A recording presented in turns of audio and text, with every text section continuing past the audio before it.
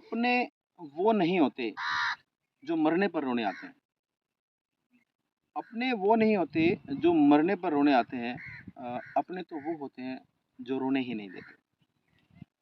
नमस्कार साथियों। मैंने ना एक वीडियो देखी थी कुछ दिन पहले। मैं इस वीडियो से बहुत ज़्यादा प्रभावित हुआ और बड़ा उदास भी हुआ, खिन्न हुआ, बड़ी तकलीफ हुई इस वीडियो को देख करके। उस वीडियो में उस बंदे ने पता क्या क्या रखा था कि मुझे एक ऐसे दामाद की ज़रूरत है जो घर जमाई बन के रहे, और एक ऐसी बहू की ज़रूरत है जो हमारे बेटे को अपने घर में घर जमाई बना करके ले जाए। ये बात बहुत छोटी है, मगर इसका भावार्थ समझिए कितना गहरा है, कितना गहरा है, कितना दर्द है उसकी बातों में। सोचने वाली बात कि हमारे घर में जो लड़की बहू बन के आती है, बहू हमारी बन के आती है, मगर उसका रिमोट कंट्रोल साला मायके में रहता है। फ्रॉम द फर्स्ट डे, पहले दिन से लड़की शादी होके घर आएगी, मगर उसका कंट्रोल उसकी माँ के हाथ में ही होएगा। 90% केसेस में ऐसा ही होता है। बताएगी माँ, अब मैं उठ गई हूँ, अब मैं ब्रश करने जा रही हूँ, मैं टॉयलेट में जा रही हूँ, मैं चाय बना रही हूँ, मैं ये कर रही हूँ, मैं वो कर रही हूँ। अरे क्या जरूरत है ये सब बातें बताने की? वो घर में एक माँ और है ना, उस लड़के की माँ, वो तुम्हारे ही तो माँ है, किसी और की तो नहीं। वही आपको छाती से लगाएगी, वही आपके दुख दर्द तकलीफ में काम देगी। मगर ना, वो लड़की हमेशा अपनी माँ को ही अपनी माँ समझती है, अपनी सासू माँ को अपनी माँ कतई नहीं समझती। पता नहीं क्या हो रहा है समाज के अंदर। और फिर क्या होता है, कुछ दिनों बाद जब वो लड़की प्रेग्नेंट हो जाती है, उसके बारे में भी राय अपनी ही माँ से लेगी बजाय सासू माँ से। उसकी माँ कहेगी ना, तूने भारी चीज नहीं ठानी, तो अल्ट्रासाउंड करा, तो ये करा, अब वो करा। इससे क्या होता है, एक सासू माँ और एक बहू के बीच में एक गैप पैदा होता जा रहा है। वो दूरी इतनी बढ़ती जाएगी, दोनों को एक दूसरे के दुश्मन नजर आएंगे बजाय एक दूसरे के दोस्त के। और ये बीज बोया किसने? मैं तो यहाँ कहूंगा उसके मायके वालों ने।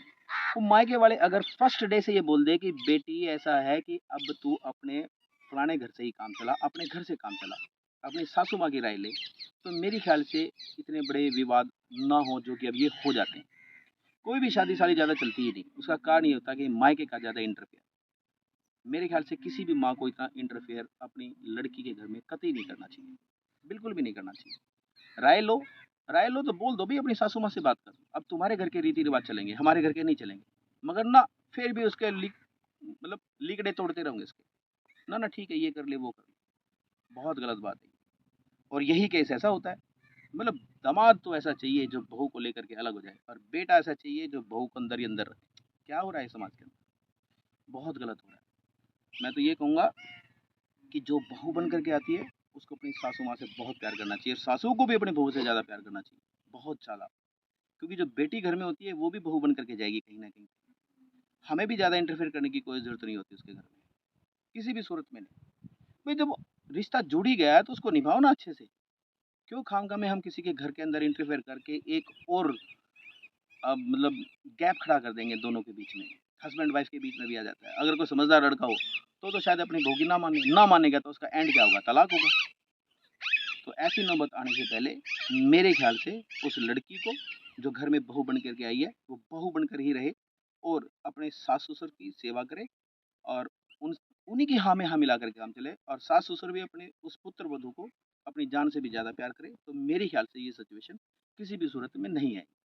तो मैं आम समाज के लोगों से, और ख़ास करके आजकल की लड़कियों से और लड़कों से ये एक विशेष अनुरोध करता हूँ कि रिश्तों की अहमियत को समझते हुए इज्जत दें, प्यार मोहब्बत रखें, और अपने घर वालों की सलाह के बजाय अपने परिवार, जिस परिवार में आप जा रहे हैं, उस परिवार को तवज्जो दें, और मेरे ख्याल से बहुत ज़्यादा खुशहाल ज़िंदगी व्यतीत होगी। Thank you very much. नमस्कार।